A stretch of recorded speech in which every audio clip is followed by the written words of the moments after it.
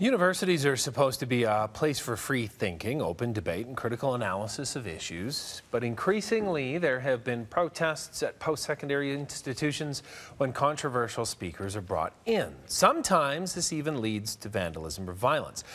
Now a new opinion piece is out saying the free speech crisis on campus is even worse than people think.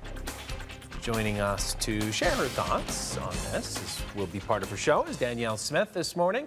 Danielle, a conversation that is a wide occurring conversation. Well, it's sort of interesting because I know with my audience who tends to trend a little bit older, one of the terms that they use for the new generation coming up is snowflakes. The notion that these young generation have been bubble wrapped as they were growing up, can't handle criticisms, and needs to have safe rooms on campuses in order to be able to cope with life.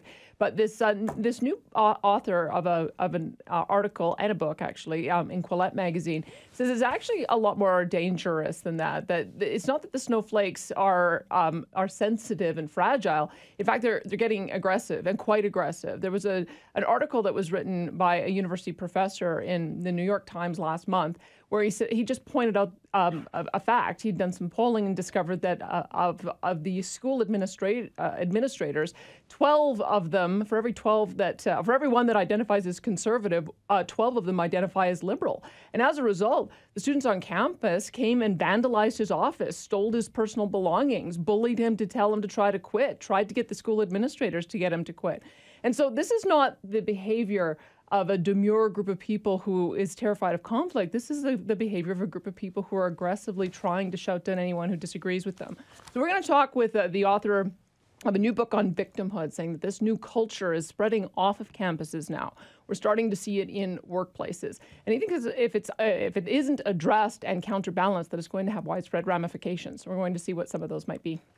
It's an interesting conversation. I think, is there a possibility that younger generations are just tired of being demeaned in that sense? Or when you talk about it from a generational aspect, that perhaps they feel like their perspective is not counted for so long, and this is sort of the next step up from their thought? The reason I think it's more dangerous than that is that if you see the world through the lens of oppression and then you see the world through the lens of hierarchy, you get some really strange movements that are starting. Like there's this hashtag cancel white people that has started going around that university set. And so what happens when you see a hashtag go out like that?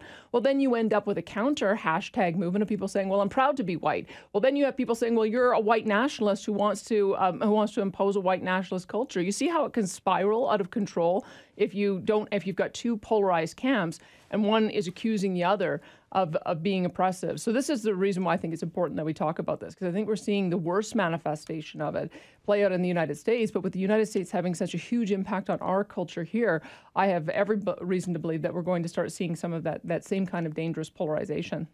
Of course, you're going to be the moderator on that conversation today. The best of luck to you. You can listen to Danielle weekdays 9:30 to 12:30 on Global News Radio 770 CHQR. Thank you, Danielle. Yeah, my pleasure.